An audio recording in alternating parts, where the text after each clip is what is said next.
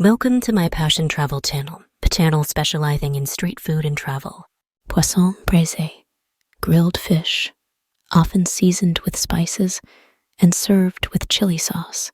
To prepare poisson braisé, you'll need the following ingredients: whole fish, tilapia, sea bream, or similar, cleaned and scaled garlic cloves, minced ginger, grated or minced onion, thinly sliced fresh chili peppers, finely chopped. Adjust quantity based on your spice preference. Fresh parsley, finely chopped salt. To taste black pepper. To taste lemon or lime juice olive oil, or vegetable oil, optional.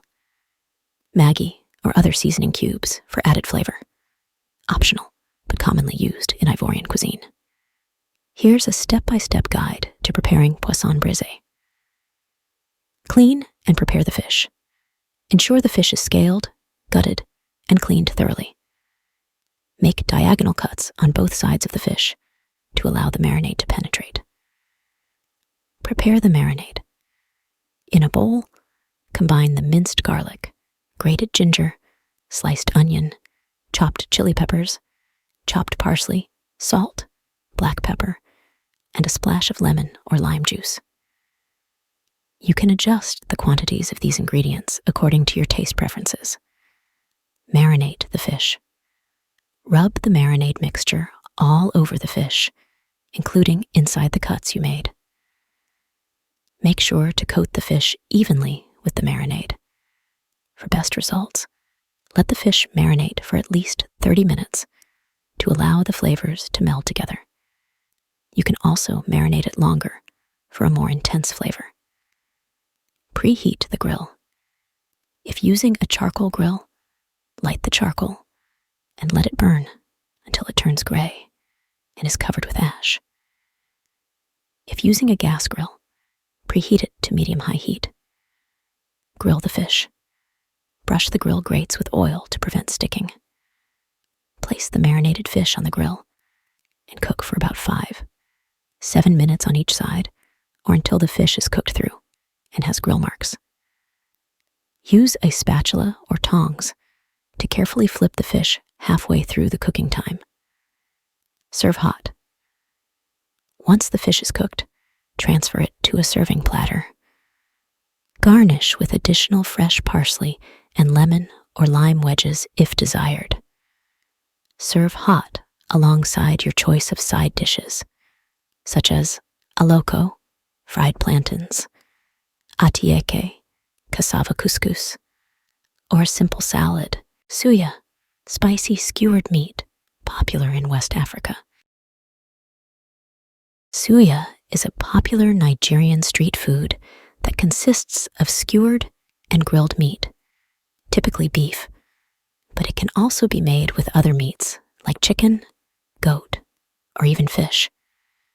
The meat is seasoned with a spicy peanut-based marinade before being grilled to perfection. Here's a basic recipe for making suya. Ingredients: 500 g of beef, or preferred meat, thinly sliced or cut into cubes. Skewers. If using wooden skewers, soak them in water for about 30 minutes to prevent burning. 1 cup roasted peanuts, unsalted. 3 tablespoons of ground chili powder. Adjust to taste. 1 teaspoon of ground ginger. 1 teaspoon of ground paprika. 1 teaspoon of ground garlic. 1 teaspoon of onion powder. 1 teaspoon of ground cayenne pepper, optional for extra heat. 1 tablespoon of ground crayfish, optional for additional flavor. Salt to taste, vegetable oil for brushing. Chopped onions and tomatoes for garnish, optional. Suya spice, available in some specialty stores or online, for extra flavor, optional. Instructions: if you're using wooden skewers, soak them in water for about 30 minutes to prevent burning. In a dry skillet over medium heat, roast the peanuts until they are lightly browned and fragrant. Allow them to cool completely, then grind them into a coarse powder using a food processor or mortar and pestle. Corn on the cob. grilled or boiled corn served with spices or butter. Corn on the cob, a classic street food enjoyed around the world, is a simple yet delicious treat. Here's how you can prepare it. Ingredients: fresh corn on the cob, butter, salt, optional, pepper, optional. Other seasonings or toppings of your choice, such as chili powder, grated cheese, herbs, etc. Instructions: choose fresh corn. Select fresh corn on the cob with green husks that feel firm and tightly wrapped around the kernels. Peel back a small section of the husk to check that the kernels are plump and juicy. Preheat grill or boiling water. You can cook corn on the cob either by grilling or boiling. If grilling, preheat your grill to medium heat. If boiling, fill a large pot with water and bring it to a boil. Prepare corn. Remove the husks and silk from the corn. You can either remove them completely or pull them back, leaving them attached at the base. This can serve as a natural handle. Grilling method. Place the prepared corn on the grill. Grill for about 10-15 minutes, turning occasionally, until the kernels are tender and slightly charred. Brush the corn with melted butter while grilling for added flavor. Optionally, sprinkle salt and pepper or other seasonings of your choice on the grilled corn. Boiling method. Once the water is boiling, carefully add the prepared corn to the pot. Boil for about 5-7 minutes, or until the kernels are tender when pierced with a fork. Remove the corn from the boiling water and drain excess water. Serve. Transfer the cooked corn on the cob to a serving platter. Optionally, spread butter over the hot corn, allowing it to melt. Sprinkle with additional seasonings or toppings according to your preference. Beignet. Fried doughnuts often dusted with powdered sugar. Here's a basic recipe for making beignets. Ingredients: 1 package, 2 1/4 teaspoons. Active dry yeast, 1/4 cup. Warm water, about 110 degrees Fahrenheit or 45 degrees Celsius. 1 cup. Whole milk. 1/4 cup granulated sugar. 1 teaspoon salt. 2 large eggs. Beaten 4 cups. All-purpose flour. Plus, more for dusting, 1/4 cup unsalted butter. Softened vegetable oil for frying powdered sugar. For dusting instructions. In a small bowl, dissolve the yeast in the warm water. Let it sit for about 5 minutes until it becomes foamy. In a saucepan, heat the milk until it's warm. Don't let it boil. Remove from heat and stir in the granulated sugar and salt until dissolved. In a large mixing bowl, combine the warm milk mixture with the beaten eggs and dissolved yeast. Gradually add the flour to the wet ingredients, mixing well until a sticky dough forms. Add the softened butter to the dough and continue to mix until the butter is fully incorporated and the dough becomes smooth.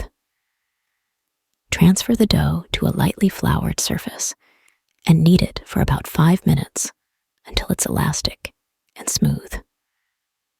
Place the dough in a greased bowl, cover it with a clean kitchen towel, and let it rise in a warm place for about 1 to 1.5 hours, or until it doubles in size.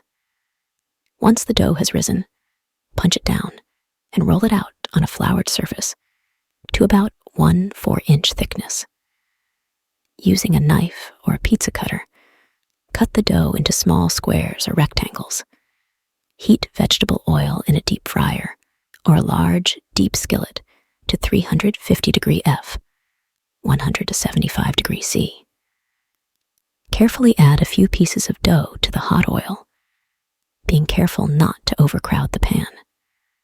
Fry the beignets for about 2-3 minutes on each side, or until they are golden brown and puffed up.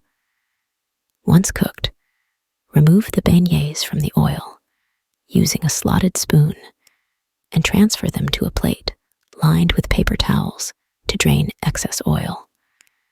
Dust the warm beignets generously with powdered sugar. Serve the beignet warm and enjoy. Sosso, fried plantain chips, a popular snack. Sosso refers to fried plantain chips, which are indeed a popular snack in many parts of the world, especially in regions where plantains are abundant. Here's a simple recipe for making sosso. Ingredients: green or ripe plantains, vegetable oil for frying, salt to taste, optional. Instructions: peel the plantains and slice them thinly using a knife or mandolin slicer. You can slice them diagonally or straight, depending on your preference. Heat vegetable oil in a deep fryer or a large, deep skillet over medium-high heat until it reaches about 350 degrees Fahrenheit, 175 degrees Celsius. Carefully add the plantain slices to the hot oil, making sure not to overcrowd the pan. Fry them in batches if necessary. Fry the plantain slices for about 3-5 minutes, or until they are golden brown and crispy. Stir occasionally to ensure even frying. Once the plantain chips are cooked to your desired crispiness, remove them from the oil using a slotted spoon and transfer them to a plate lined with paper towels to drain excess oil. If desired, sprinkle the hot plantain chips with salt to taste while they are still warm. Allow the plantain chips to cool slightly before serving.